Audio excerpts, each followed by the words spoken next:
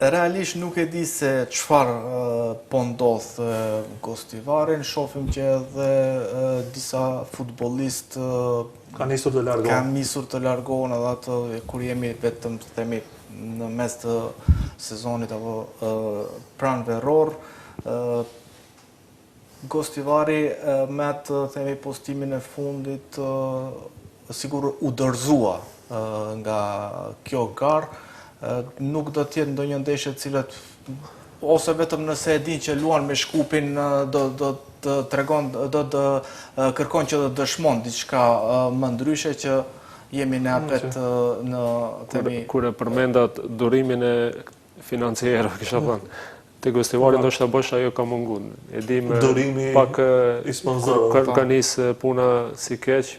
Më njerë është largu lejtari, është largu treneri, është çdo herë ka pas aty turbulencë, si kisha. E njëjta ka qenë edhe në ligën e dytë me sa mbaj mend. Kishte kur ishin problemet ose gjithmonë janë ankuar edhe tek referët, janë bërë lëshime në lojë, nuk ashtu.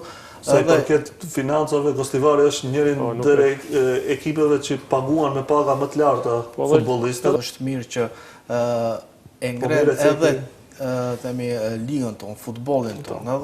Sigurisht një Alper Potuk luaj në ekipin po, në kampionatin vendor, ka një emër i kapiteni i Fenerbahçes. Paramendo ti kish ashtu 3-4 ekipe, domethënë do jetë këtë më ndryshëm, po niveli, por dorimi i sponsorëve do të jetë pak. Ndoshta edhe në këtë pjesë sponzori fakt dëshpro duke ditur se cilësinë e lojtarëve, sa investon në klub nuk ka rezultate pozitive. Mund të jetë edhe kjo themi një kushtimisht një hidhrim i vetë sponsorit në këtë rast. Por nuk është garanca ajo nëse ti financon, domethënë sporti, futbolli ka dëshmuar evropian. Nëse ti financon shumë atë mëdha të parave, nuk është garancë se ti do të kesh edhe sukses.